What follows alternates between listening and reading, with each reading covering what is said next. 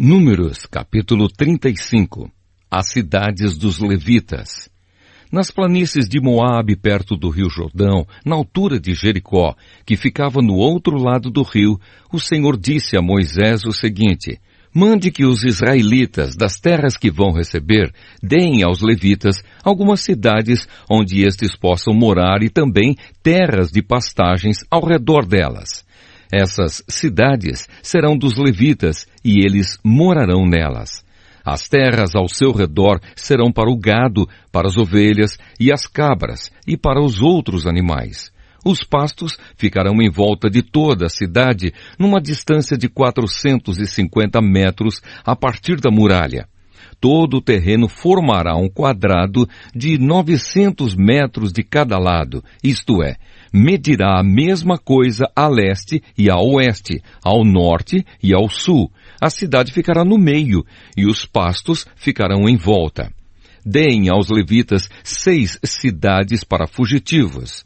Se um homem, sem querer ou por engano, matar alguém, poderá fugir para uma dessas cidades. Além dessas, vocês darão aos levitas 42 cidades. Portanto, o total será de 48 cidades, todas elas com pastos ao seu redor.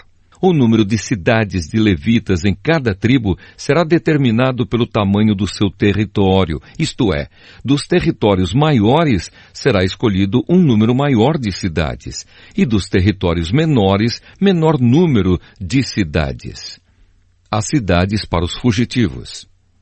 O Senhor Deus mandou que Moisés dissesse ao povo de Israel o seguinte: quando vocês atravessarem o rio Jordão para entrar em Canaã, deverão escolher algumas cidades para fugitivos, onde poderá ficar morando qualquer homem que, sem querer ou por engano, tenha matado alguém. Ali ele ficará a salvo do parente da vítima que estiver procurando vingança e não morrerá sem ter sido julgado em público. Escolham 6 cidades para fugitivos, 3 a leste do rio Jordão e 3 na terra de Canaã. Essas 6 cidades serão de refúgio, tanto para os israelitas como para os estrangeiros que moram com vocês, seja só por algum tempo, seja para sempre. Quem tiver matado alguém sem querer ou por engano, poderá ficar refugiado ali. Se um homem ferir uma pessoa com um objeto de ferro, ou com uma pedra, ou com um pau, e causar a morte dessa pessoa, ele é culpado pelo crime e será condenado à morte. Quando o parente mais chegado do morto encontrar o assassino, deverá matá-lo. Se um homem empurrar o outro com ódio ou jogar alguma coisa contra ele com má intenção e ele morrer, ou se um homem esmurrar um inimigo e este morrer, o culpado será morto, pois é um assassino. Quando o parente mais chegado do falecido encontrar o assassino, deverá matá-lo. Mas pode acontecer que alguém, sem querer, empurre o companheiro que não era seu inimigo ou atire, sem má intenção, alguma coisa contra ele. Pode acontecer também que alguém, sem ver, atire uma pedra que venha a cair em cima de alguém e cause a sua morte. Porém, os dois não eram inimigos, e quem matou não fez isso de propósito. Nesses casos, o povo julgará a favor do que matou sem querer e não a favor do homem que era responsável por vingar a morte do seu parente. O povo deverá proteger o homem que matou sem querer, não deixando que ele seja morto pelo parente do homem que morreu.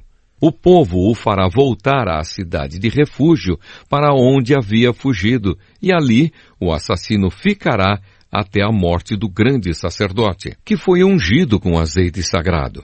Mas se em qualquer tempo o homem que matou alguém sair da cidade de refúgio para onde havia fugido, e o responsável por vingar a morte do seu parente o encontrar, ele poderá matá-lo, e não será culpado por essa morte. O homem que matou alguém deverá ficar na sua cidade de refúgio até a morte do grande sacerdote, mas depois poderá voltar para sua casa. Essas ordens serão uma lei para vocês e os seus descendentes em todos os lugares onde vocês morarem. Quem matar uma pessoa será condenado à morte, conforme o que 2 ou mais testemunhas disserem. Uma testemunha só não basta para condenar alguém à morte. A vida de um criminoso condenado à morte não pode ser comprada com dinheiro. Ele será morto. Também não aceitem dinheiro para libertar aquele que tiver fugido para uma cidade de refúgio e que quiser voltar para sua terra antes da morte do grande sacerdote.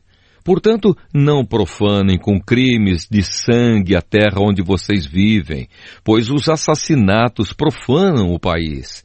E a única maneira de se fazer a cerimônia de purificação da terra onde alguém foi morto é pela morte do assassino. Não tornem impura a terra onde vocês vão morar, pois eu também estou no meio dela. Eu, o Senhor, vivo no meio dos israelitas.